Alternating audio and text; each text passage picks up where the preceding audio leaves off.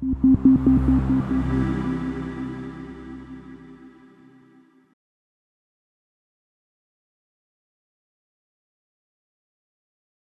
right, I'm going to go back over the start of 3 for you. We're going to work all the way through 3 and then get you to 4 and 5. We also have some breakout rooms, some questions that you need to answer. So thank you. The energy at the end of yesterday was awesome. So keep connecting with us. I think that really helps people put things in context. So remember, standard 1 was around mission, vision, sustainability, kind of the nuts and bolts of your program. And when we went into 2, that is your competency model. You need a model. You need to make sure it's industry relevant for the students that you're bringing into your program and for the places they go when they're done. And so that competency model needs to work for you. And then you need to determine where in your courses you are assessing those competencies. We will ask for data at the program level. So somewhere in your program, you must assess all competencies at the program level target, that final level target. We will ask to see your assessment tools, how you're assessing it. We'll also be asking to see the feedback that faculty provide to your students and how they get that information. And then you'll be asked to aggregate that and tell us kind of what you're going to do to improve it. And so important that standard 2 be built, that foundation be built strong. Standard 3 takes us into our curriculum, right? So your model is important, but your curriculum does the work. It makes the spaces for students to gain those knowledge and skills. And we talked yesterday about 3.1. I'm going to go through this just really fast. That graduate level curriculum, you define what that is because you're telling us what your students have as they come in and what they need to gain while they're there so they can go out and get those great jobs. And so in that graduate level curriculum, you're thinking about that higher rigor, higher order thinking, right? Going past just that understanding, remembering, regurgitation space, right? You're moving it up to those higher level conversations so that doesn't mimic undergrad, that it is that graduate level piece. Also in 3.1, we're asking you to tell us where team-based activities are happening, where students are interacting with scholarly and research pieces in your courses, as well as where they engage with a variety of professionals. So 3.1.1, remember this is the one where you're going to tell us where you're offering research and scholarship, where you're having teams and teamwork. You're not required to do this in every class, right? You just have to show us how you're layering that in there. The required program topics. I want to see a show of hands. Who knows that required program topics must be in your competency model? Who agrees with that? Required program topics must be in your competency model. These are not competencies, but they could be. They're also not courses, but they could be. They could be panels. They could be webinars.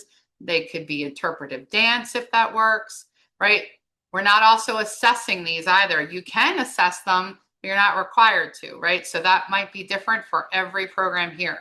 And so remember, you have to offer these once to all students in your program. It is not an option. It has to be all students in your program. This is the beginning of the list. Remember, it's not complete here.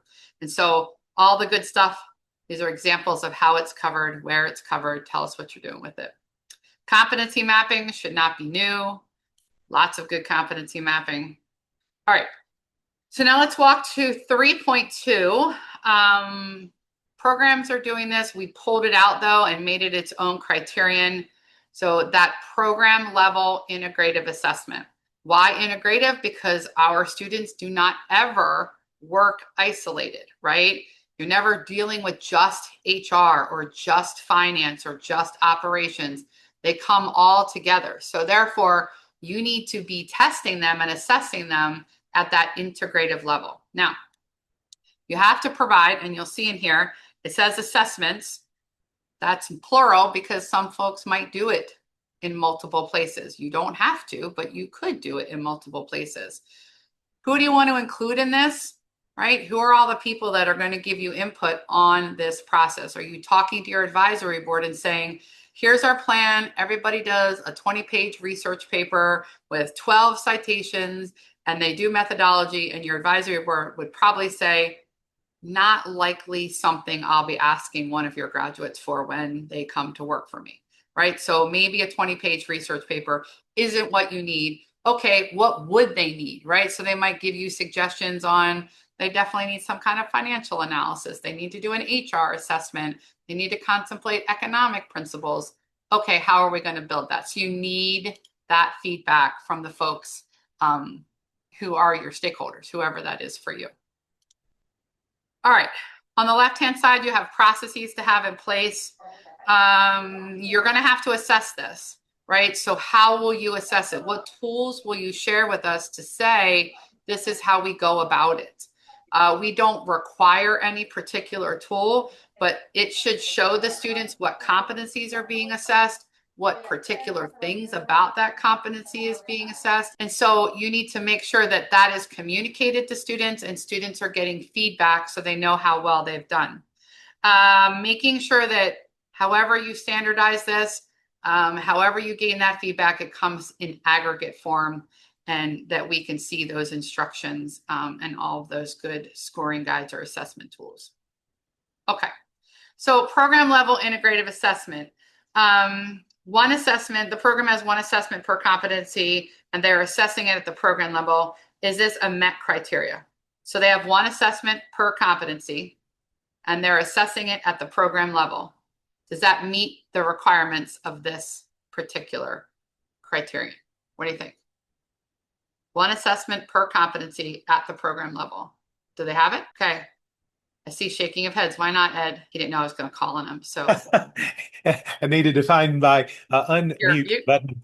Yeah. So if it is only one assessment and it's at the program level, it doesn't feel like that's comprehensive enough to be able, if there's no baseline, without a baseline, it would be difficult to assess whether they have actually met it. Right. So when we think about competency, we're thinking about practice and feedback and practice and feedback, right? So from a student perspective, which is how we often look at this, we're trying to figure out how do the students know how they're doing, where are they on your proficiency scale and how well they've done and what they need to work on. Chris? Okay, so one assessment covering one competency is not integrating, right? Right. So you want to have an assessment that covers multiple competencies because they're integrating. But I do have a related question because there's been debate about this over the years. We have 20 competencies. Our culminating event covers 15 of those 20 competencies. I don't have to have one assessment that covers 100% of my competencies at the end. Is that correct? You are correct on both elements of this, right? So the first thing you said was it needs to be integrative. So if it does a single assessment of a competency, you're not asking them to take all of those knowledge and skills that they've been gaining and use them together and apply them, right? So that's the first thing. The second thing is you decide how you're going to assess the program level competencies. So if you have a capstone and you're not going to assess anything related to your legal competency in there, but you have a course in which you're going to assess legal and 2 other things in that course, that's fine. One program I know has 3 integrative assessments in that final semester in which they tackle the competencies and overlay them, right? However you want to do it, you do not have to do all of them. And if you have a teams and teamwork competency, if you're doing individual assessment, it would be impossible to do that in a capstone if the student's doing it on their own, which caveat, if you're doing a teams one, how do you assess individual competency attainment in a team environment, right? So food for thought there too. All right, awesome guys, everyone's on the right track. Curriculum effectiveness. All right, so you have your curriculum in place. You've mapped out your competencies in that curriculum. You've been offering the curriculum. How do you know if folks are doing well and if the curriculum is doing its job?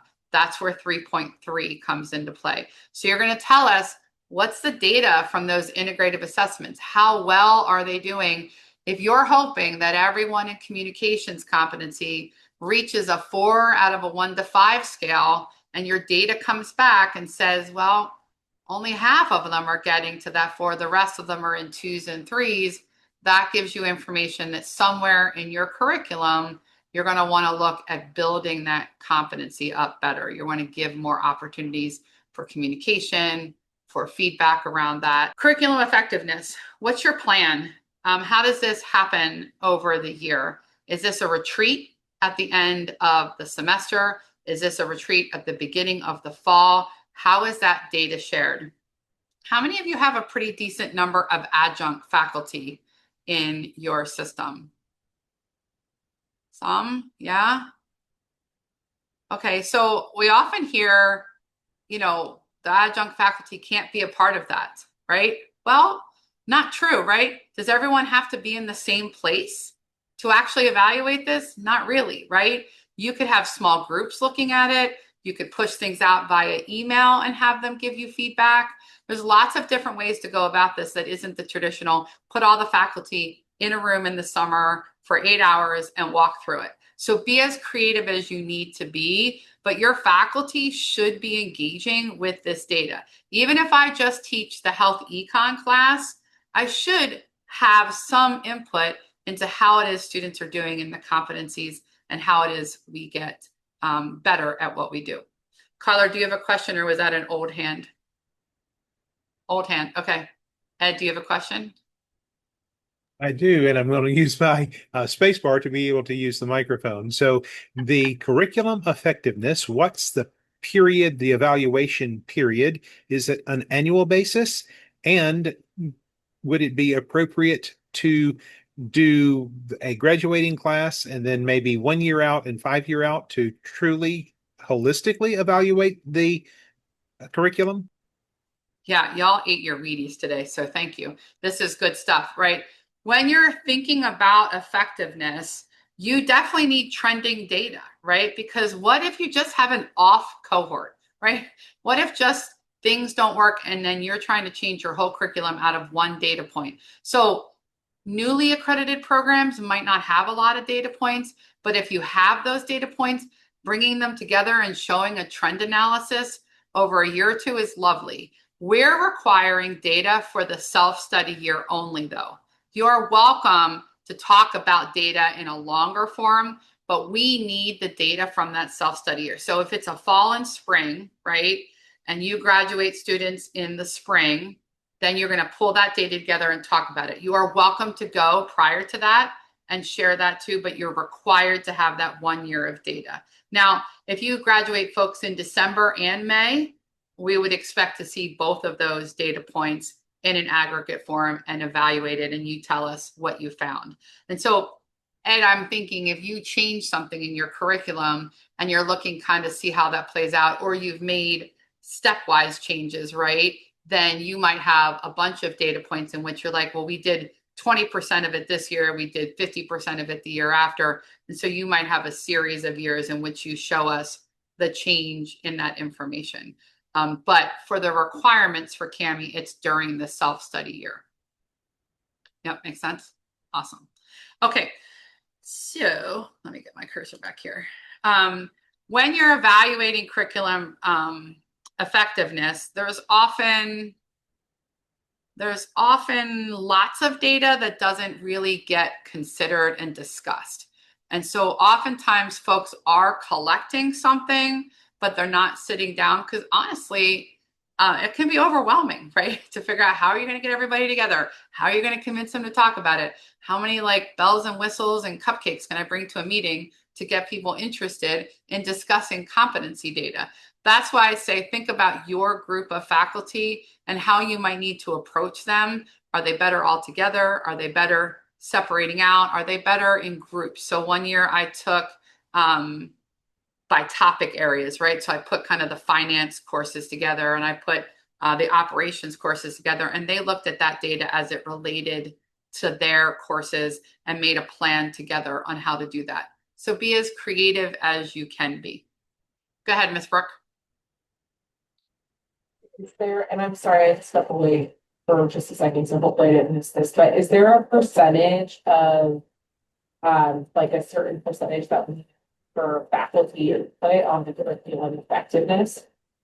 So we don't tell you how many faculty that you have to put into this, but it would make sense that if I'm a faculty member teaching in your program, I would want to be engaged somewhere in the conversation around my course. So even if that's you and me talking, in which you sat down with me and said, okay, Maureen, you teach org behavior, you're the VP of HR at our local health system, you may not be coming to this faculty retreat, but we are having a conversation about the fact that in my class, maybe communications was pretty low. You know, we've tweaked it a couple places here in your class. How could we tweak that? And then you would document that conversation. And then in the site visit, I, as the faculty member, would say, actually, Brooke and I had 3 or 4 conversations. Communication was pretty low. I realized I wasn't really giving a whole lot of communications feedback. I changed my final assessment. Now they do a PowerPoint and they get feedback from me as well as the other students. And so that would kind of be a full circle loop till we get to the next data collection, in which now communications is up at 80% and not 50. And you can say, okay, well, clearly that's helping us, right? What we did and the change we made is making it better. But your faculty are on campus, you might be having a retreat and also doing other work. And so kind of give us that story, right? Tell us how you're engaging people at what points.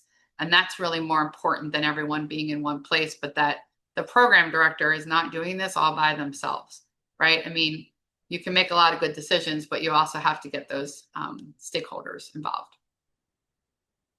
Sound right? Yep, thank you. Okay, so let's go to 3.4. So now you've got your curriculum, you've mapped everything out, you know where you're assessing competencies, you're collecting that data, you know where the integrative assessments are, you're receiving the data back, and you find that you have some opportunities. You've done that analysis of data, and however you're processing that and pushing it out, you're getting that feedback back from folks. Now, that could include students, that could include your alums, it could include your local industry employers, your advisory board, however that is, but you're going to get whatever inputs you think are helpful, and you are then going to decide what to do next, right? It would be highly unlikely, as I said in 2.3, that you would have nothing to do in your curriculum, right? CQI doesn't mean you have to change your curriculum completely. It means tell us where the data sends you to adjust things. Now, what about if the data came out okay, but your advisory board said, gosh, like, I really feel like I looked at your curriculum and the data analytics is light. Like, I feel like they're going to need some additional skills here. So the data may not have driven you that way, but the feedback from your stakeholders might have you looking at your curriculum. And so in 3.4, you're going to develop a plan to look at this. You put that process in place, you think about what it is you want to improve, and then you go ahead and improve it. Now, if you remember from session 1, we have a PIC tool, a program improvement cycle tool, right? This is where you're going to document 2 of these priority projects in this area. You might have more. Some of us would have 15 if we let you, right? But we're saying to you, you have a lot on your plate. Any good CQI does not tackle all problems at once, right? There's no way people have the capacity to do it all at the same time. So prioritize what you want to do and give us those top 2. If you have other ones, you're welcome to have them. You're welcome to share it with the team when they get on site if you want to talk about it. But tell us why you picked them and then walk us through that PIC tool so we can see from beginning to end how you got the data, what the data showed you, and then what you did to improve it. How did it work out? I'm going to say this again. Perfection, not the goal. Progress is our goal, right? Evolution of programs doing better over time, folks looking at the data and improving what they're offering, how they're offering it, how they're assessing it. We're not expecting that every number be perfect, right? In fact, if you got everybody to the right level at the right time, it might be suspect. No, I'm just kidding. But it would be odd to have that perfection, right? So tell us what you're doing. You will be at a MET status if you've thought about it, you've gotten the data, you started a plan, you executed the plan. You might still be collecting more data, but if you've gone through the whole process, then you will definitely be met here, right? Because we're not looking for you If you got below your target, that won't be the problem. It will be that you didn't look at it or you didn't make a plan based on that data. Pick tools make sense. We know when we're doing them for sure.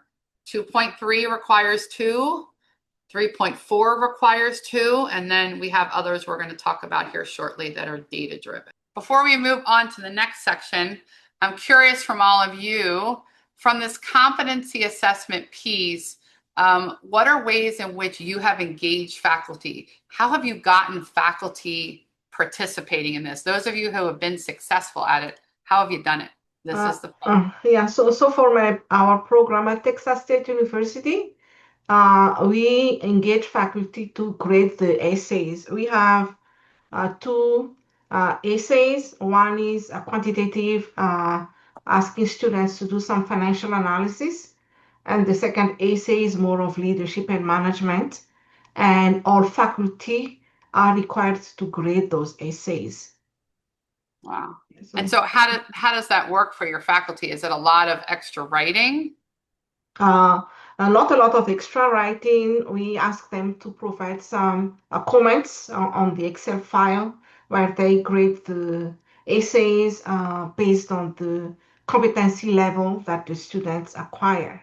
And they write their comments at the bottom of the competency grid.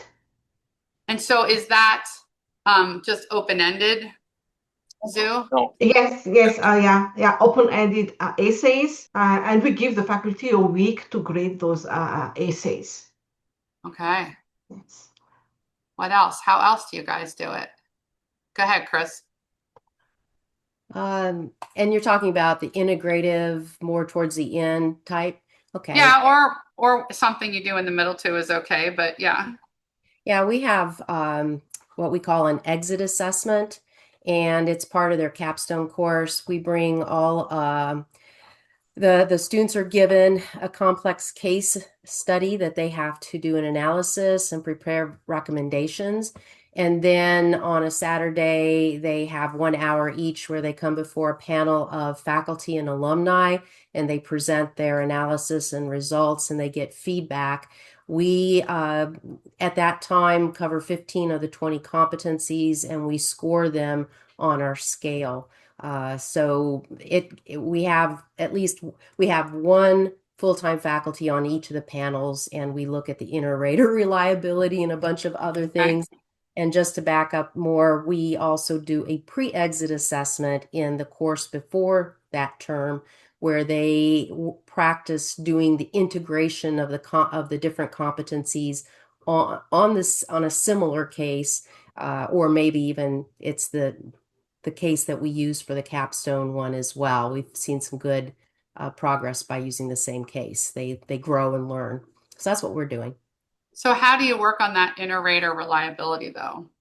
Well, we have, because we score between 0 and 7 on each competency. We also have a rubric where the assignment itself, so if it's, say, strategic thinking, then it has the different categories of proficient, etc., on down to not observed or whatever. And in there's components that the student needs to hit. And so each panel has the same basic rubric. And then we look at the scores across the different panels for inter-rater reliability to see if we're off significantly. And then the faculty, who, again, we're on one of us on each panel, will have discussions afterwards about how it went, what were some differences, what should we do the following year. Okay, awesome. All right, who else does it differently? Yeah. In our department, King Abdulaziz University, we actually have committees to engage all the staff to provide their feedback. For example, if we develop the curriculum, so we have a development committee where we all engage and provide our feedback, how to develop the particular curriculum, adding feedback, adding new chapters or the chapter that maybe need to be edited. So we all provide the feedback. Another committee also, they call it development committee, where if we, for example, the director want to develop the rubric, for example, let's say, for example, I developed recently, last week, I developed a rubric, and I have to present this to our staff, and they provide their feedback and edit it with me, and provide their editing, they assess it, and this is very valuable to me as well. So the other things that we engage our staff, that's when students submit their thesis, that goes electronically to the supervisor, and supervisor must transfer it to call it the assessor, who assess the thesis as well and provide a feedback. Is this perfect? That's goes to the end of the cycle. But Thank you, Mohammed. All right, who else is doing it differently? Anyone not do kind of a culminating experience at the end? Anyone do it in multiple places? Dan, go ahead, sir. So we're in the process, and we kind of presented at AUPHA last week how we're an online asynchronous program. So having the students present to do these assessments isn't an option for us. So we've built out our assessments in leveraging the learning management system, Canvas, that we use. We've learned using learning mastery outcomes that we are able to assess the students on an iterative basis with the assignment. So each assignment that is aligned with one of our competencies, we will grade that assignment, but then at the bottom of that rubric, there's the ability to include outcomes where we can assess them on that competency with analytical thinking or their writing ability or whatever. So we feel that by assessing them at the assignment level, number one, it saves us time. We don't have to meet at the end of each 7-week term and have to reassess students and create more work for faculty. But we're able to provide feedback to students in real time so they can see how they're performing, not just with the grade in their class, but also with each competency. And we're able to assimilate all that information up to a course level and a program level as we assess these students multiple times on these competencies throughout.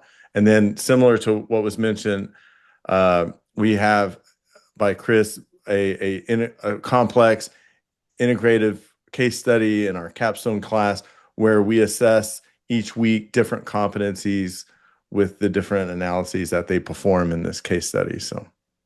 And Dan, are the students getting feedback directly inside your LMS, or is it going somewhere else?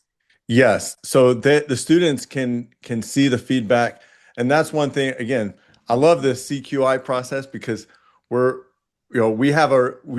established kind of a baseline or a foundation, but we're building out iterative process, different layers that will, right now, the students can get the feedback at the course level, but they can't get the feedback across the curriculum.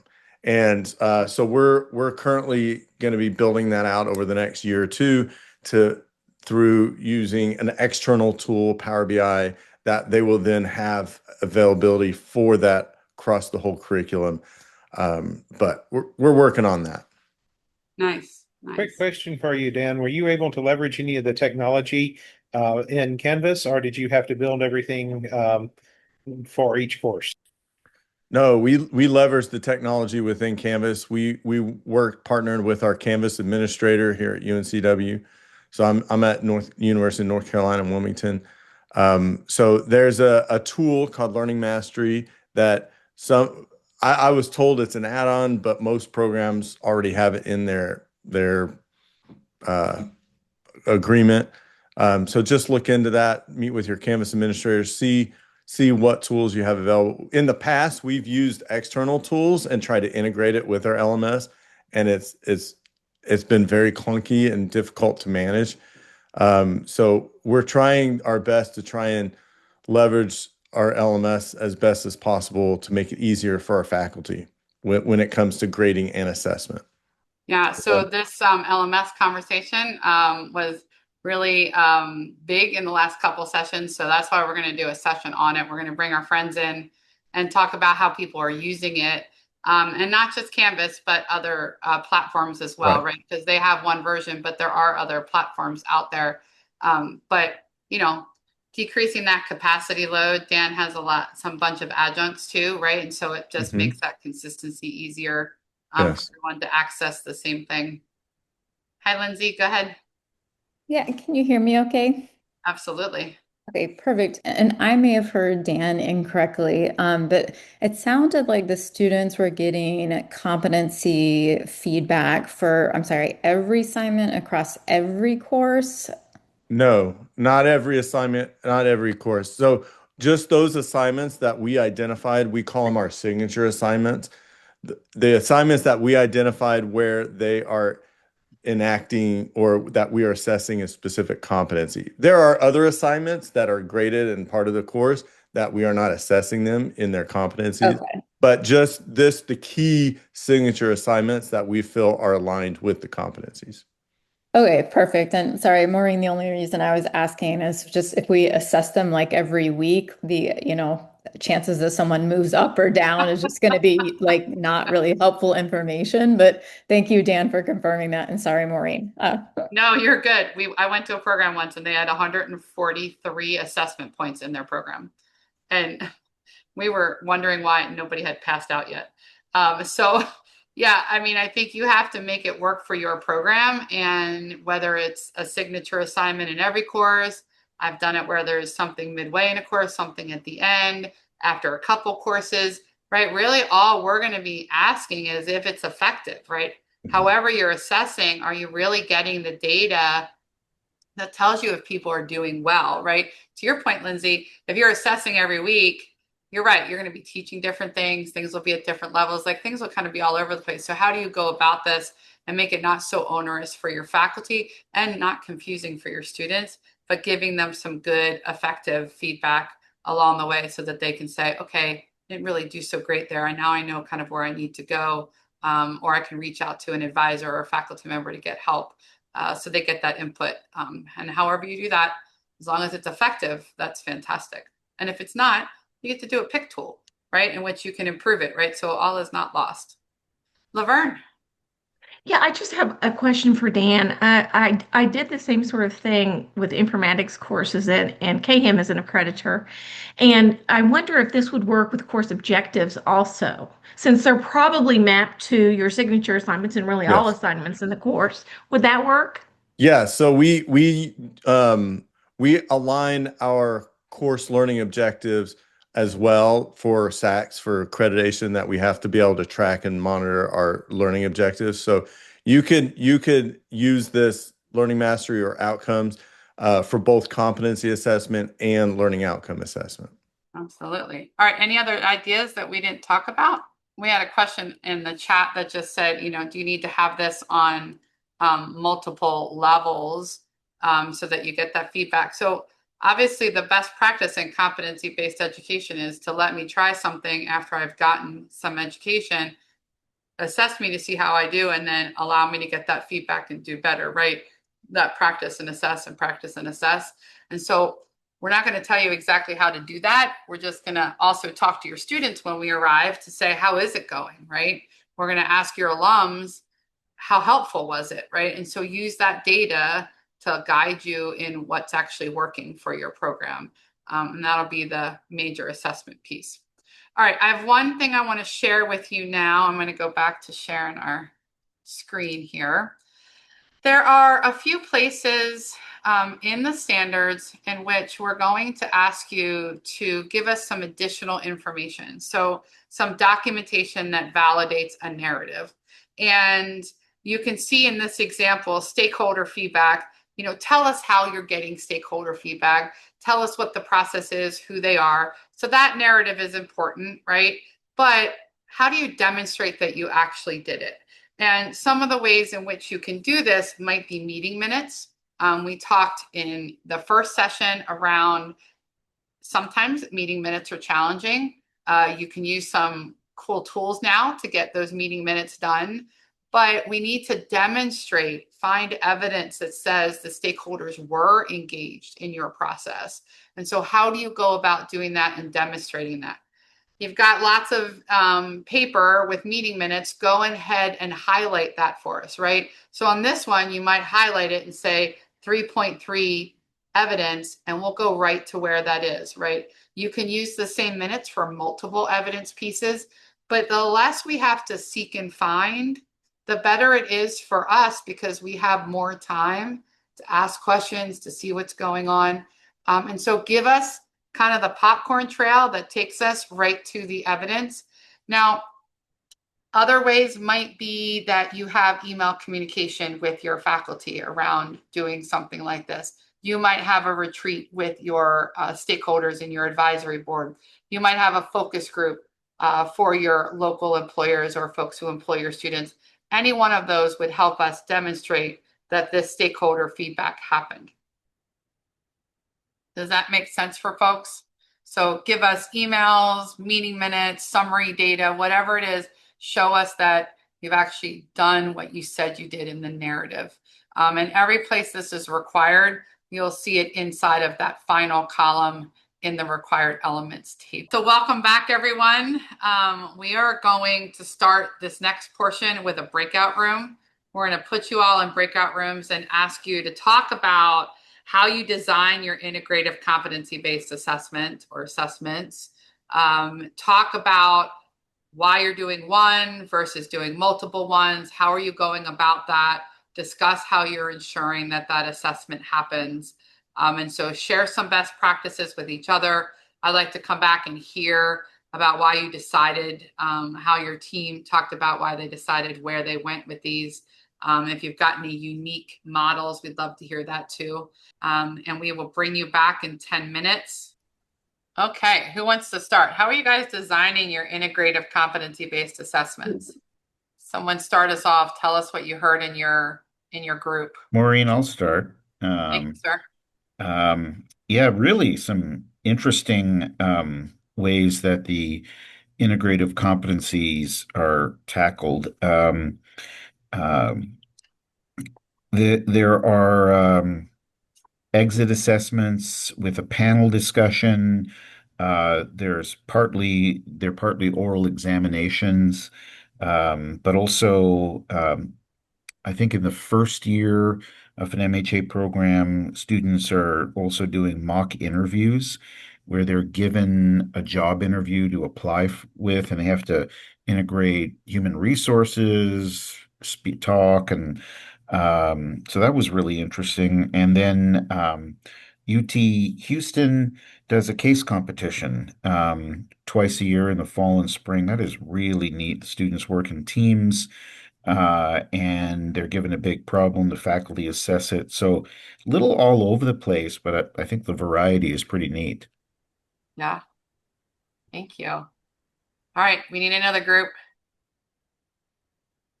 Maureen, I can go a little bit here. Thanks, Greg. Hi, Greg Lubiani, University of Memphis. And our group talked about a few main points that it kind of centered around. One being there were multiple of us that felt like we're trying to get a better handle on how many things are currently being assessed and streamlining that to be more efficient, not just in the number, but where it's getting assessed. And also, I think there's quite a few people in our group that were new and trying to best figure out or new to, I should say, and trying to figure out the Learning Mastery Gradebook, because I know that got brought up previously right before the breakout rooms. So it seems like there's a lot of people trying to get a handle on how to best utilize that as well for it. Awesome. Yep. I think that first thing you said, thinking about that holistic program look at how often are we doing this? So one year I put it all into an Excel spreadsheet and did heat maps. And the scary part was like a lot of red in some courses, in which some courses were assessing 6, 7, 8, 9 competencies, because over time you just were like, ooh, let's just put that in there. And ooh, let's put that in there. And then you wonder why faculty are a little dizzy and tired, right? And so we had to scale it back down to say what's realistic so that we're not overwhelming the faculty or the students with what is potentially ineffective assessment, right? Yeah, I mean that was the other thing that was popping up in the discussion was the faculty headaches and trying to, keep that organized and coming in on time with the assessments from faculty, especially if they're adjunct faculty or faculty have left, how that can be difficult sometimes trying to then follow up and get them after the fact. Yeah, absolutely. Okay, another group? So our group talked about, again, Mastery. I think a couple of us had been using Mastery now for a year or so, and that how you can use it also to weight it based on when the assessment was done, early in the program, later in the program. One of our persons just said, the stuff that came later, 65% weighted based on something maybe that was in the first year, that'd be given a little less weighting, 35 or whatever. So that was interesting. I thought that was because obviously I think it's better to measure what's more current, right? That's your current skill level. But the Mastery, I mean, the other thing was making sure to educate your instructors, right? So your teachers and faculty on what the scale means, what proficiency looks like, so that you get that standard rubric look, so that, people invariably, some are easier graders, some are harder graders, some judge people harshly or more harshly. So the idea is to make sure that everybody's consistent, so that when we start to naturalize the data and look at it, that it's pretty consistent across the board. Yeah, those are great points, Tim, right? I think that, calibration piece can be a little scary. And, so what are the tools you're going to use to help people calibrate on their own, right? That you can still have variation, you can still have great assignments, you can still have great faculty autonomy too, in lots of other ways in a course, but how can you provide that consistent feedback in a way that's not too heavy for us to lift? Yeah, I mean, that you have to be realistic, because you don't want, I don't know about you, but as a faculty member, I felt like I worked 7 days a week. 10 o'clock Well, at on the night, case 8 o'clock study, in the morning. so we lean heavily on the case study because it's a demonstrated skill, right? They have to put something together. It's it takes more time to grade, right? Obviously to evaluate a case study, how they applied the skills, but it does give a more clear demonstration of what they can do as opposed to even just what they know. So, Yeah, that weighted portion is really interesting too, right? To think about things taught early on, not as significant maybe as giving them time to gain those skills and weighting it differently at the end. Very interesting way. Yep. Who else? Give us some other ideas from your group. Maureen, I can There were jump 11 in. groups, so somebody else has to have something. Hi, Forrest. Hey, Maureen. Forrest Kim from Baylor.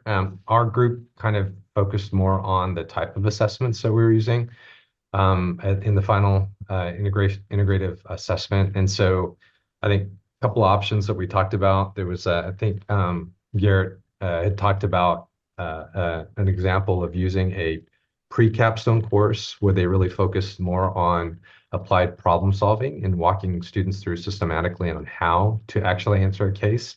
And an actual capstone course that they're developing now that uses the Middleborough cases. And so that in that case, you have an established case book that you're working off of. And then we had another program that actually talked about in their capstone class using consulting projects. And so in this case, they actually are pulling from live cases and working with clients and talking about some of the challenges of pulling those together and addressing scope creep from those organizations. And then from Baylor, we use kind of a mix of different integrative assessments. I teach the capstone class, and we're a healthcare MBA. And so as the final project, we actually require our students to put together a business plan for a disruptive product or service. And so that's part of it. And then the final assessment is a comprehensive oral exam for our students, and where we bring in both faculty and external evaluators. And then, anything as it relates to the program is up for grabs for the students to be asked. And so it's a forcing factor for them to go through the entire curriculum. And then this past year, Sharice in her healthcare families class actually used a live case with our local federal qualified health clinic. And in that situation, it was a single case, but we used a case competition format where the students actually allowed working on a single case to compete for basically the best solution for our client. And One of the things that we found useful for that is that, we see the value in a live case, but in this instance, you're not working with multiple projects in a single class. You focus the students on one project, which makes it easier for the faculty, but you incorporate that element of working with a live client that we thought was beneficial. So those are some of our assessments. Thank you. Thank you. Lindsay? Yeah, just a follow up to Forrest. I think you were just talking about the capstone and how you just choose one and you use a case competition framework.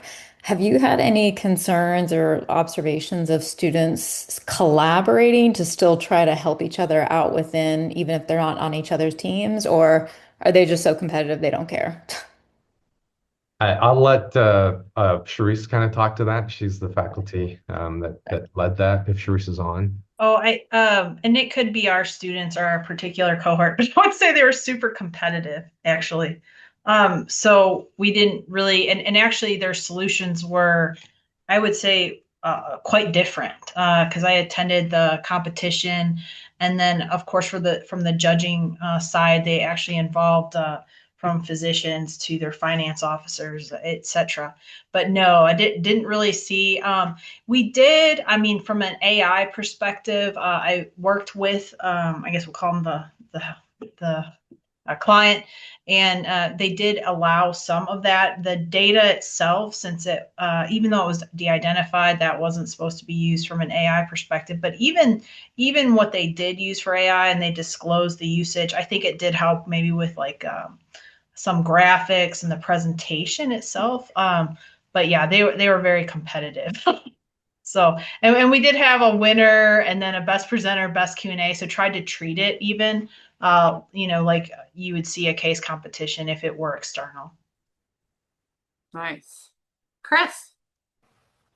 Yeah, I was just going to add, so we also have a case competition and we give money out. And so that motivates people to not share across groups. So, and we actually have 2 rounds of competition when we do our case competitions. And we have a number of alumni who have contributed data for their organizations and problems for us to solve for them that have been part of our case competitions for the past couple of years. Yeah, I tried to enter last year to win money, but he wouldn't accept my application. So apparently you have to be a student there, whatever. Molly? Yeah, so we talked in our small group quite a bit about the challenges of assessing, of doing assessments when there's a team project. And so I think the same, I mean, that applies to the case competition as well. Does anyone have suggestions for handling that? And it sounded as though some programs have added a separate independent. So when there is a group project, they have a separate individual assessment that they do in addition to the group project. Yeah, so we actually added an oral exam like Baylor has for our students in addition to the case competition. So we get at when they're in the teams, we want to get at we have competencies related to team behavior and all those kinds of things.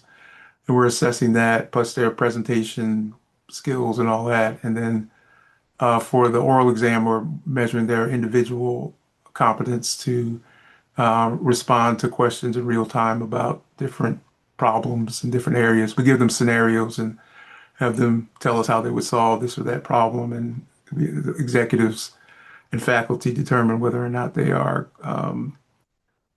competent based on that. Molly, we've number one, we've eliminated a lot of the teamwork because we're asynchronous. But we have 3 courses that still integrate teamwork into them. And we've tried to make sure that the first part of the assignment, they do it individually. So they're assessed on their ability to analyze data and whatnot. And then they come together as a group, compare notes, and then they do like a final report. But we wanted to make sure there was still that opportunity to assess the students individually. And then in the group project, we do have an Excel that the students peer review, and then the students will get assessed based off feedback from their peers and whatnot. So that's how we've had to get around it. on a fully online asynchronous program. Yeah, I think the suggestions are fantastic and the adding of something that's individual and team, but I think it is hard to do an assessment on at the integrated final level at a team level only, right? Because, you know, we've all been in groups, right? They divide and conquer instantaneously. Like before they even leave the room, they're like, I'm not doing the finance. That's going to have to be Bob, right? And then that student, you'll never know how they're going to do in finance at that final level if you don't give them something they have to do. So, you know, I think it would be really interesting to figure out how do you make sure that they're doing that if it's only in a team-based space. I think it would be really tough. But another thing, you know, I was listening to everyone talk about someone has like a pre-capstone class. I think we hear from students a lot, this problem solving, critical thinking, those analytical reasoning pieces are hard, right?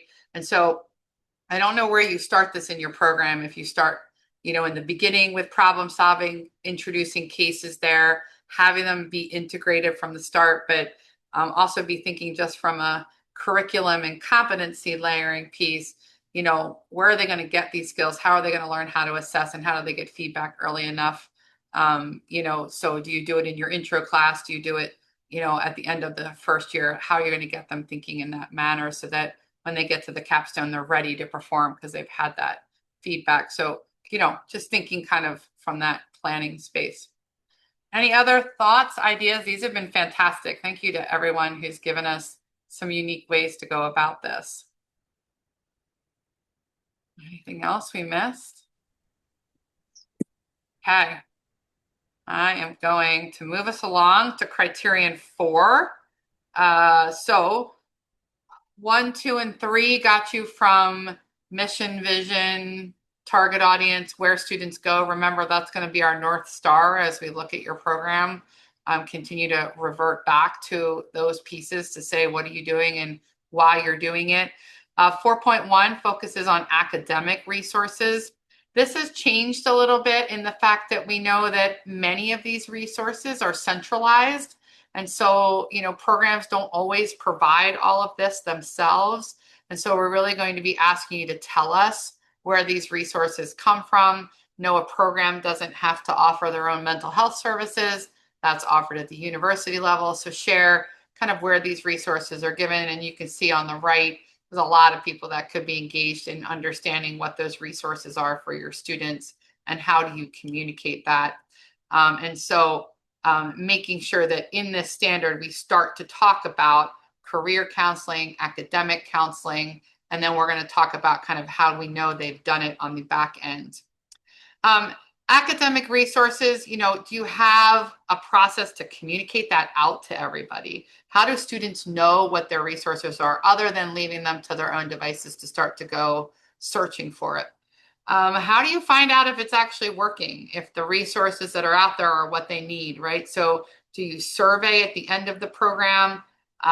One group I know surveys at the end of every semester and just asks them a series of questions around academic services, professional advising. Where that is really up to you, but somewhere you need to be asking students, is it effective what they're getting? And then understanding what that feedback is. And many of these, like I said, we know that you don't actually provide them, but then are you responding to opportunities that are shared with you? In 4.2, in academic, where did we go here? Hold on. Yep, there we go. How many of you come from a centralized organization? How many of you are academic advising what classes to take when, being provided by the university level and not your college or department? Curious, a show of hands, how many of you have centralized services for academic? Only a couple. CAHME does. Yeah, so a decent number of folks are going, we see more and more of this in that centralized spot. So who are you engaging with to understand what those resources are? How do you engage them in your self-study process in which you look at those services and find out whether or not they're doing well for your students? So you might have that level of centralized services around academic advising. You might also have it in recruitment and retention. And so who determines who's responsible for this? Share this with us. If your university really holds this, then just talk to us about the fact that they are the ones in charge of providing the service. And then once again, what evidence do you collect to say that it's working for your students? And that can be university surveys. So you might have something that happens big at a big picture level. You can share that data, or you might do that as a part of your surveying of your students. Either way, these criterion here are part of those data-driven pick tools. And so, for instance, in academic advising, you get information back from your students that says that you have opportunities here, but they don't really feel like they understand their plan of study. They don't get engagement from maybe the advisors, or they don't hear from them. You get that feedback in your data. We're going to ask you where your pick tool is, right? Because this is an opportunity for improvement. Even if you don't necessarily own the process, how do you engage with those who do and try and think about improvement? However, let's say you got that survey back and everything's going fantastic, everything working well. You really don't have but a couple things here and there that don't have a trend associated with it. And so everything might be going great. You would not need a pick tool, right? The site visit team would see this data. It would be congruent with you saying everything's going well. We don't have a pick tool. But if that data was showing opportunities, then we would expect to see a pick tool, unless you've explained why it wouldn't be happening, why it wouldn't be a thing, so to speak.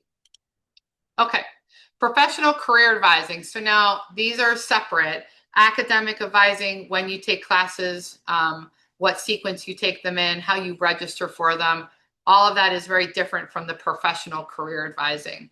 And so the program needs to offer that in a variety of ways.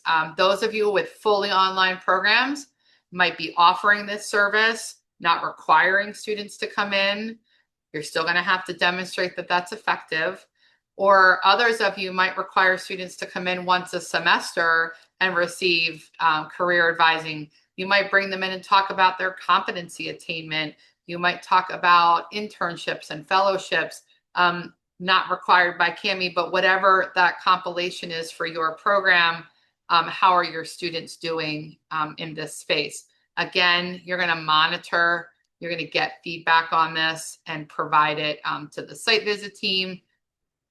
You know, my famous example is I was at a school once and students said, you know, we work for a living, so it would be really great if advising services was from 10 p.m. to 2 a.m. because that's when I'm up and I'm doing my homework, which is lovely, but not realistic, right? There's, you know, no one's going to be providing midnight services for professional advising. So even though they got that feedback, it wasn't realistic. They still had to talk about it and figure out, you know, how else could they address those, but that wouldn't be something that we would expect to see you have to enact, but tell us what that is. And if you do have opportunities, this is another spot that you would want to do a pick tool. Okay, let me see. So evaluate if professional career advising services exist in name but lack structure. So this is sometimes a mismatch. People say it's there, but when we talk to students, they say they don't get that access, right? So there has to be a match there. You can't just tell people it's available if they don't know about it. Now, you also don't have to force people to come in for things that isn't relevant, right? So if you have a series of working adults and they're out there working and the deal in your program is that these services are provided, they're reminded, maybe they're in your LMS, maybe they're in announcements, but you might not need to require students to come in and actually get those advising services. I don't know about you, but in my PhD, had someone forced me to come in monthly to meet with my advisor, that would have been a little bit of a detractor for me, right? Because I would seek that out on my own, but I would have high satisfaction with that.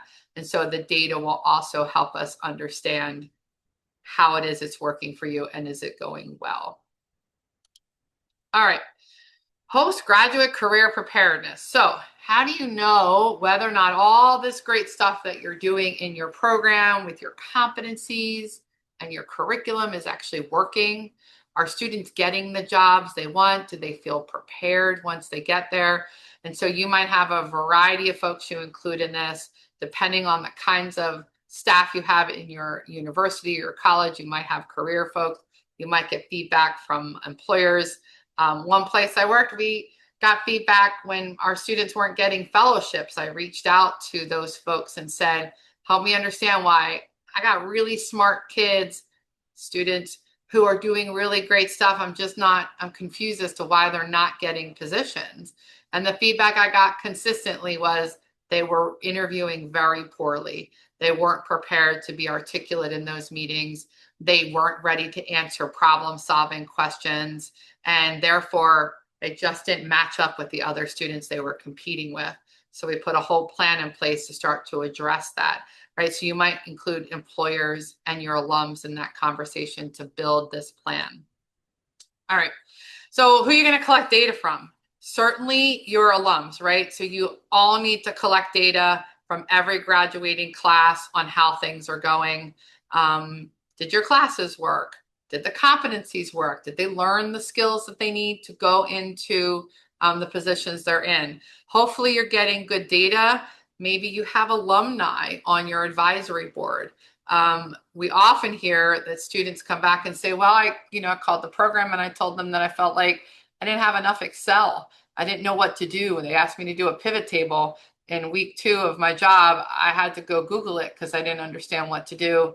One time we had a student that wasn't prepared to do interviews, period. They felt like the etiquette pieces were missing. They didn't grow up in a place where, you went out to fancy dinners with lots of business folks. So that program enacted an etiquette dinner to help their students kind of gain those skills. And so how are you collecting that data and monitoring whether or not it's working for you guys? All right, so we're going to throw you back into your breakout rooms and ask you, how do you actually collect this data post-graduation? We know this can be challenging. It can be tough to get responses. And so we'd like for you to share how it's working or where you're struggling with this, and come back and maybe we can share some best practices to help each other get to this group of students and figure out whether or not our curriculum and competencies are working well. Here everybody comes. All right, so if we haven't heard from you yet, we would love to hear from you. So how are you collecting this data on post-grad preparation? How's it working for you guys? Most of our group emails the alums and the recent grads and ask a survey, including, job placement information, but other information as well. But then we evolved into talking about the difficulties of using that method of communication, other ways of keeping track of recent grads and more longer alums. So it was interesting. Yeah. Did you guys find that there were any better ways to get people to actually fill it out? It was a mixture of good relationships with current students, like GAs who can reach out to them. Faculty who can, call in chips. Remember that recommendation I wrote for you? And then good old fashioned guilt. You don't want us to lose accreditation, do you? I mean, Zach, you're not wrong. I used to text people and be like, do not make me look bad. Okay. Exactly. Like if you don't answer this thing, I'll be so embarrassed. Yeah. I thought you loved me. Yeah. I mean, right. I thought we had something. Carla? Carla, what do you guys do? So kind of to piggyback on that, one idea shared was it's a smaller program, but the one of the faculty and the program director keep track of students' birthdays, and they email them, so it's in their calendar, and so every day they go in and there's like a list, and they send out emails, and it's a way just to touch base and kind of update their email address. So that was pretty genius. And then others kind of focus on doing events, to be able to see some of them, update their records, just kind of reunite and such. So those were a couple that were shared in our group. That's awesome. I love that birthday idea. Christian. Yeah, of course, you want to prep them before they've graduated. So kind of give them a heads up. Hey, this is going to be come into your Gmail account or your whatever, your non-university account. We have that part of an assignment before they ditch. What's your evergreen personal email account? And one of our team members in our breakout mentioned LinkedIn. That's another good way to find them. It's pretty consistent. But also, in addition, we've learned to not just use the Qualtrics little automated blast message. Rather, what we've been doing is write a nice short note. It's not personalized. It's not a template Qualtrics kind of thing. We all get those standardized kind of things and delete them right away. But if you get an email from your program director with a nice little paragraph, hope things are going well.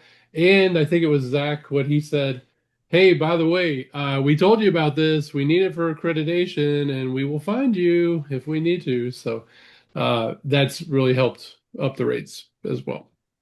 Yeah, thank you so much. I like the changing the message piece. When I first got to a program, they said everything that comes from the college, we automatically delete it. So we were like, okay, well, that'll be harder for you to answer then, won't it? And so we had to change the subject line and have it come from program director. Otherwise, they were just like, yeah, we delete it. We assume they're asking for money. So we don't even want to read it yet. And I was like, oh, okay. So that's why we have like a 12% response rate. So that's easy to, Yeah, fix. or junk mail, or sometimes it hits Junk their mail. junk mail with it's like an auto Qualtrics or whatever kind of things. Yeah, right. Kevin. Yeah, I think the same types of things that everyone said, including starting with exit interviews.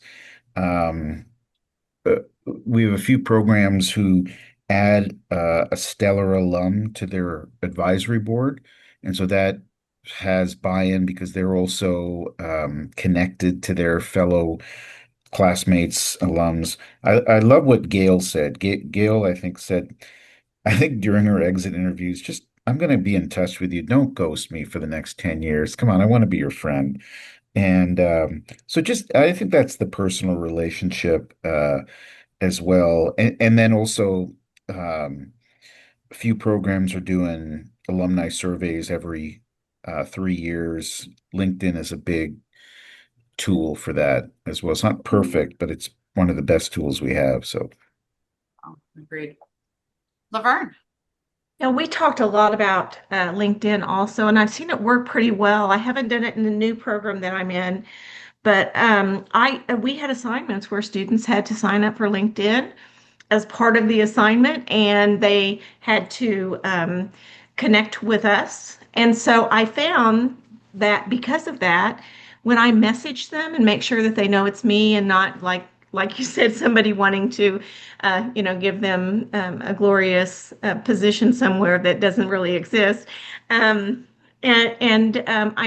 just say, in the next few days, you're going to get a survey from me. We talked about this, in your last semester, and I would really appreciate it if we talked about LinkedIn as being colleagues because, when these students graduate, we're definitely colleagues. And so I think they felt it was a colleague reaching out.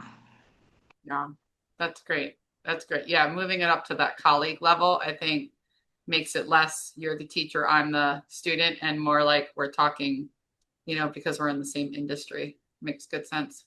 Chris?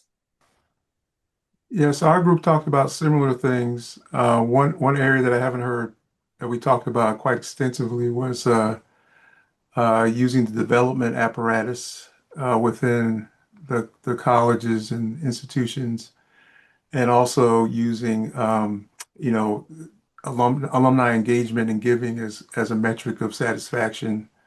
And then talked about some of the administrative hurdles that one finds when you're trying to engage development folks that may not necessarily care about your little tiny program versus the greater university that may not want to give you the alumni lists that are probably better than the alumni lists that, in my case, my program's been around for a long time, and as I sit here, I think I know where 50% of my alumni are in the world, and that's better than the 20% that we knew about when I first got here. So that's what we talked about.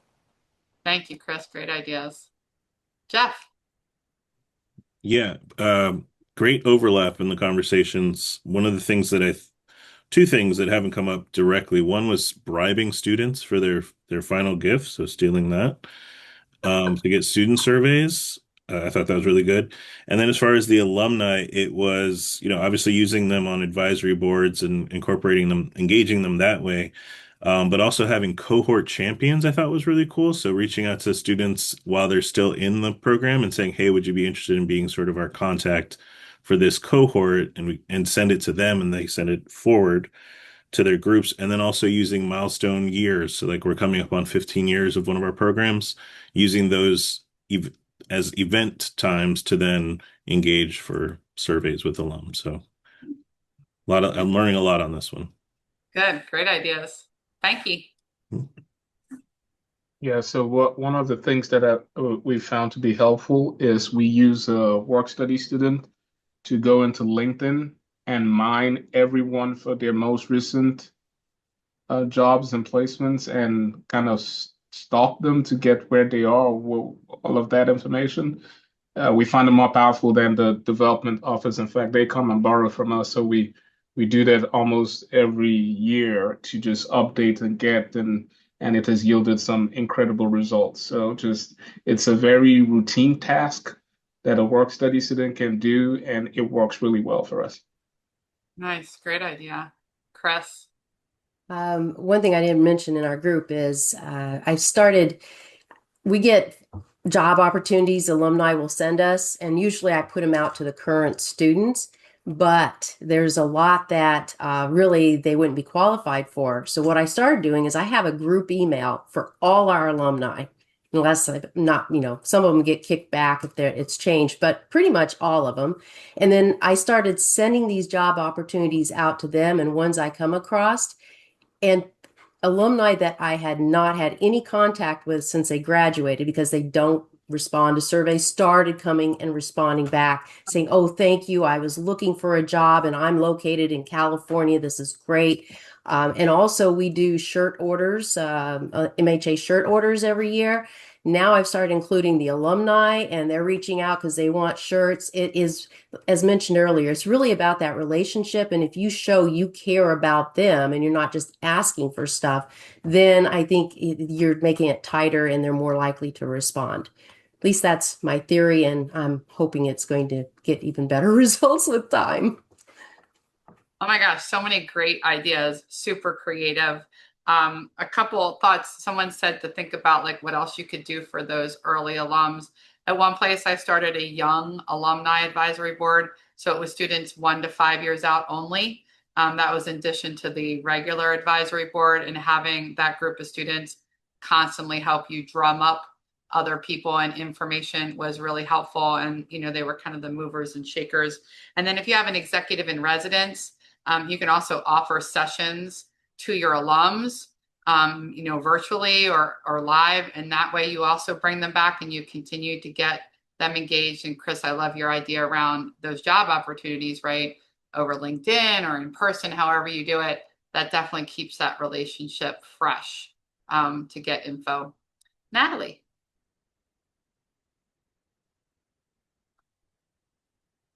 So sorry, I clicked something, but a lot of the things that we talked about, I'm not going to repeat, but something interesting we just did with our alumni is we just welcomed our new cohort, and at our orientation, we had an alumni from 10 years ago attend, and then an alumni and someone who just graduated, and both of them were able to share their experience. And our 10-year alumni, his career has just exploded. And he was actually graduated. He was a dual enrolled LECOM student as a medical doctor. But he said that his MHSA degree actually gave him so much more opportunity in his career. And so the students, giving students an opportunity, we call it our alumni spotlight. We keep track of them, we stay in close contact, but engaging them with the new cohorts, a lot of them actually want to give back to the program and be, mentors to the new students. And it's a great networking opportunity, especially when it comes to like the executive interviews, courses, and capstones. it becomes, a very close-knit community, and it opens up opportunities and doors for the new students. And so that was just something we recently did with some of our alum. Love it. And I think someone else early on talked about starting at the beginning to prep them, right? To let them know it's coming. And so I don't know how many of you include alumni and how they give back and onboarding, but certainly that sets the stage, right, for thinking about this throughout the program and keeping them engaged. So these are great ideas. It certainly can be a challenge, but if you pull some of these ideas together, I'm guessing you'll get some great results. So thank you for sharing. All right, so we are going on our website and check that out. In session 1, I reminded you that there's a standards hub in which you can look at resources related to the new standards. And so make sure that you're going back there, that you're using that as your center for all things related to CAHME. Try not to be downloading lots of things and never getting a refresh copy, because we are revising things. You can see a revision date on the bottom of all of our materials. There'll also be a site visitor training coming up for site visitors going on pilot programs. So as a reminder, we have pilot programs happening in fall and spring. And this is a really important process for us, thanks to all the programs who agreed to be pilots. They have been giving us feedback all year long, and we've incorporated that feedback into the standards, built some tools, adjusted some things based on that feedback. And starting in the fall, after every pilot visit, I'll be meeting with the site visit team that did that pilot, and we'll also be meeting with the program.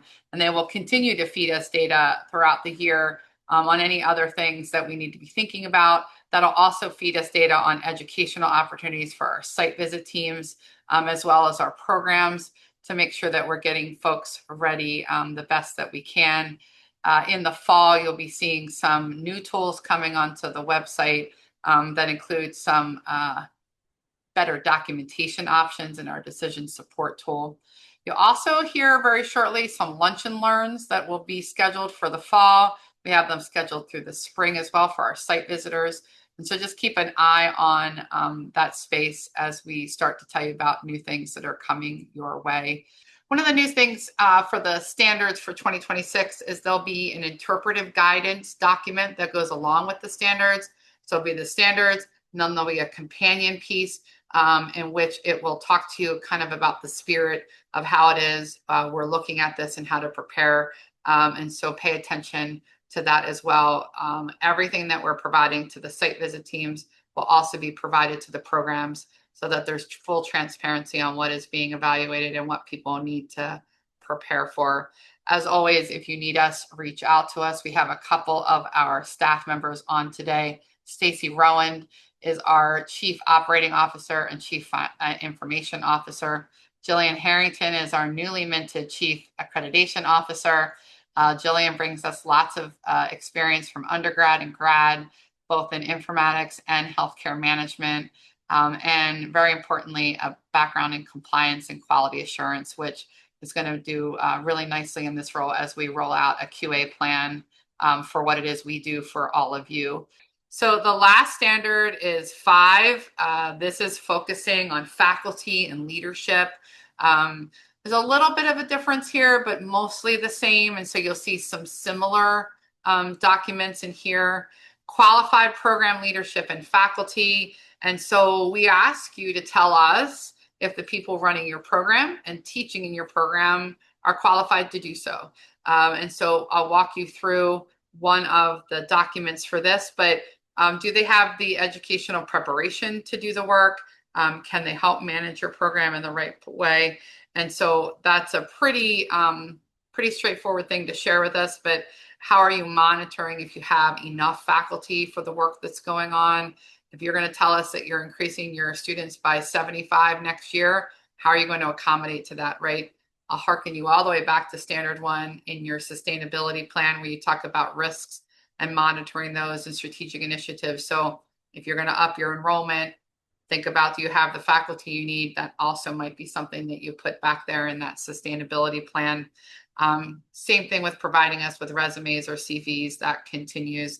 And how are you getting your your onboarding for your faculty done. So pretty straightforward. This table is not new, but I'm going to draw your attention to the last column here. We ask you for this information so we can get a sense of how your faculty group works. There is no right or wrong answer. You don't have to have all tenured. You can have adjunct. You can have kind of everything in between. And at the bottom, you can see that key. We're asking you to tell us what your faculty are called. This is different everywhere, right? So you might have teaching faculty, you might have clinical faculty, you could have coordinating, collaborating, adjunct, you name it. I've heard pretty much every title for it. But you tell us how your university defines this. And in that last column, we're very interested in, you can see the column right before it says courses taught in the self-study year. If you're teaching a course on finance, we hope that you have the experience to do that. We want to see that you have experience in finance. If you're teaching or behavior or HR, hopefully you have experience in that place in which your students are getting the best experience from that faculty. So again, the top part is not new, but we definitely need specific information on qualifications related to the courses they're teaching. And then the bottom part is new. That key is new. We want to understand what you call your faculty and how you do that. I often get asked, how many faculty do I have to have? What's the minimum number? There is no minimum number. Every one of your programs is completely different. If you've been on one site visit, you've been on one site visit. However, we will ask you whether or not it's adequate, right? And you're going to tell us that it's adequate based on your policies and procedures, your feedback from your students, your faculty input, etc.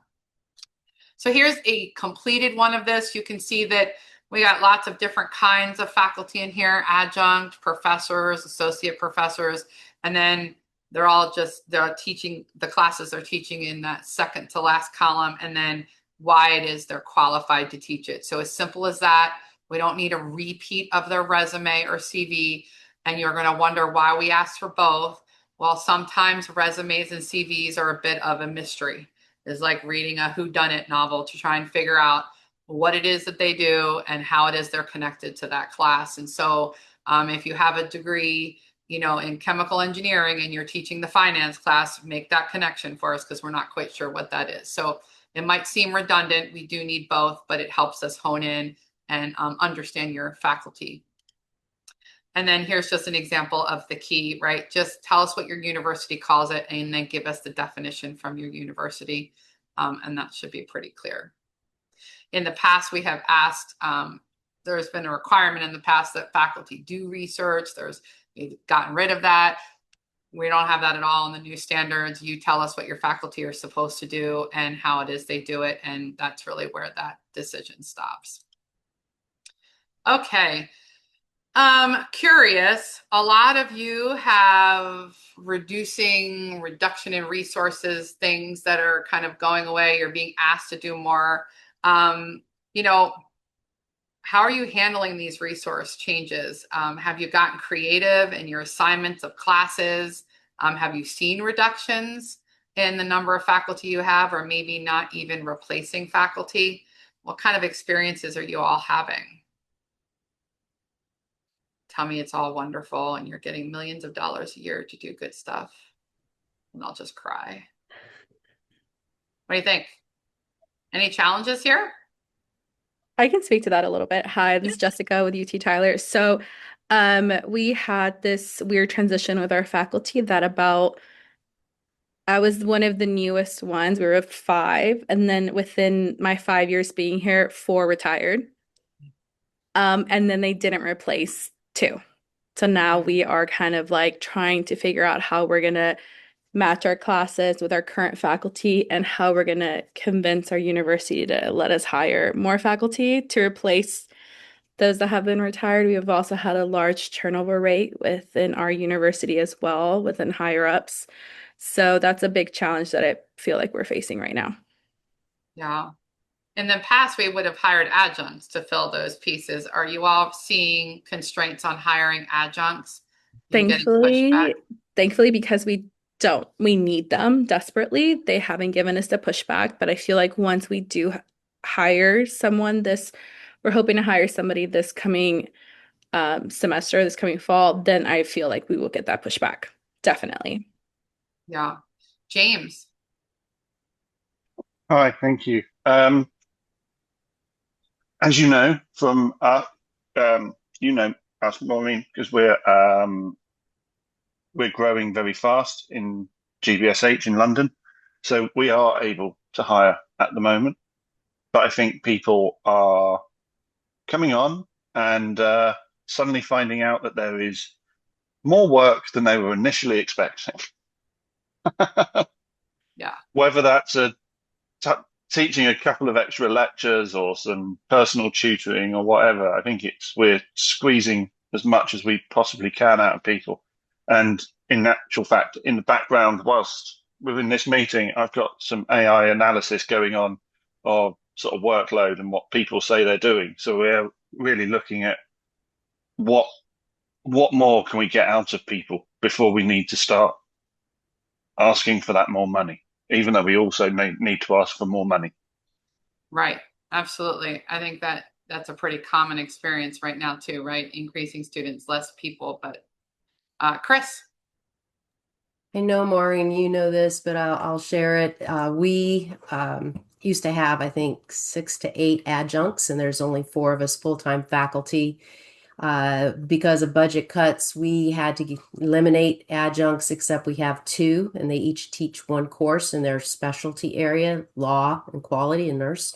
And so what that meant is our full-time faculty had to take on the extra courses. So they went from their 3-3 load to a 4-4 load, and we had that reduction because of the CAHME workload.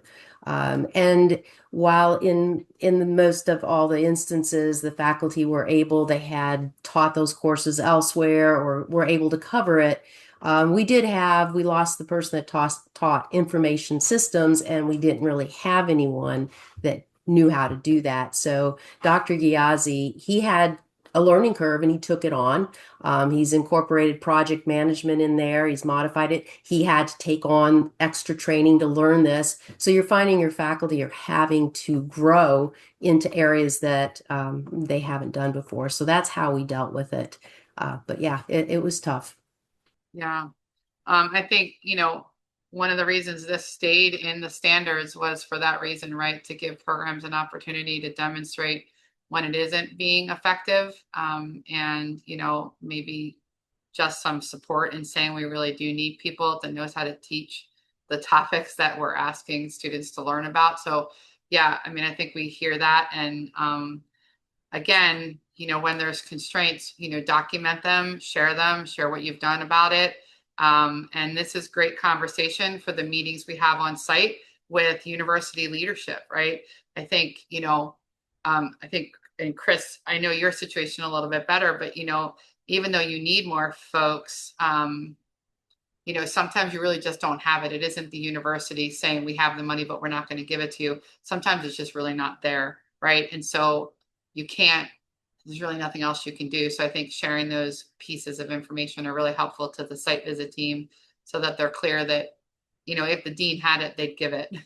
But right now, we're going to try and keep the program going and sustainable, but we'll do the best later. But that's good stuff.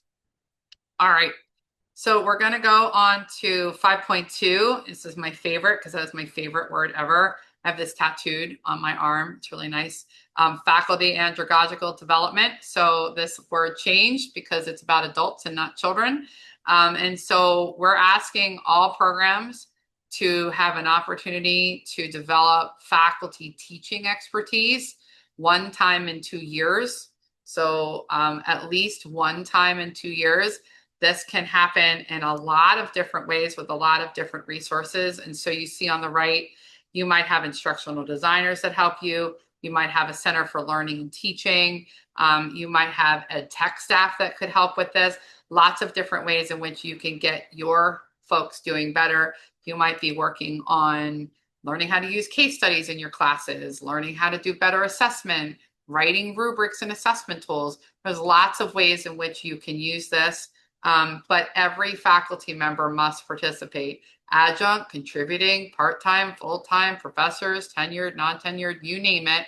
all faculty need to participate in this, because I have a friend who came to me early on in this and said, do not get rid of this. This is what we do for a living. We need to make sure that we continue to develop this, and it's important. And I holistically agree. And our colleagues agreed. And so you're going to document what you did. Now, all of your faculty might go to one thing. They might go to different ones. And so this is the table, pretty simple. Who are your faculty and where did they go? So here's options for what it might look like. So in this instance, all your faculty are on here, and they've all gone to different things relative to what they teach, right? So somebody went to a seminar on teaching data analytics, real world experience. Somebody went to the faculty learning community and are working on competency-based rubrics. This is virtual, is absolutely fine. It can be in person. It can be as a part of faculty meetings. It could be separate.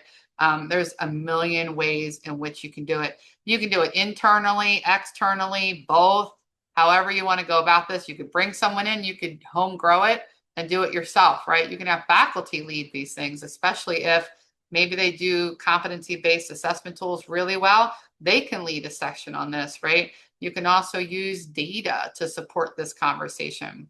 And so here's an example in which they did it twice, and they did all the faculty at once because they had that opportunity. And so they offered 2 workshops doing 2 different things over that time period.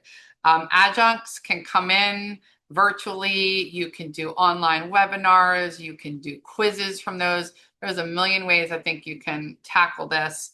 And the validation and triangulation piece here comes from hearing from your students. How well is it going? How are your faculty doing? Are they teaching? Are they grading their assignments? Are they giving great feedback? And then, we'll also hear from your alums in the stakeholder section, how it is things are going. And a note here, as we move into the new standards and into the fall, the site visit schedule has adjusted a little bit. And so we no longer have an in-person document review day that will be embedded into the events with the site visit team. But we're also leaving a section on the day that we're with you to do brainstorming, conversation, thinking about using that expertise in the room to help you work on the stuff that you're interested in, right? You brought us all the way there. We might as well have those conversations in the site visit, because we know many of these wonderful conversations happen on the way to a bio break or on the way to lunch. And we're going to now embed that into the site visit schedule, which we think will yield some great opportunities and increase the value of bringing a site visit team in to really do that peer-to-peer problem solving. Hopefully we can provide you with resources, expertise, experiences that team has had to help you along the way. And so that should work well. We talked about full-time, part-time, and all the different ways that you can do this. I think I just spoke to a program a couple weeks ago, and they were really struggling. They are a mostly adjunct program, and they were wondering how they were going to get everybody together in person to do this.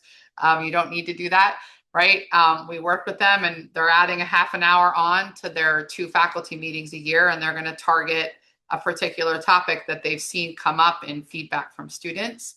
And so they're going to target those things twice a year, and they get most of their folks. And if not, they're going to record it and provide it out to their faculty and ask them to do something to engage with that material. So just be as creative as you need to be and want to be. And I think we'll all see some great results from this.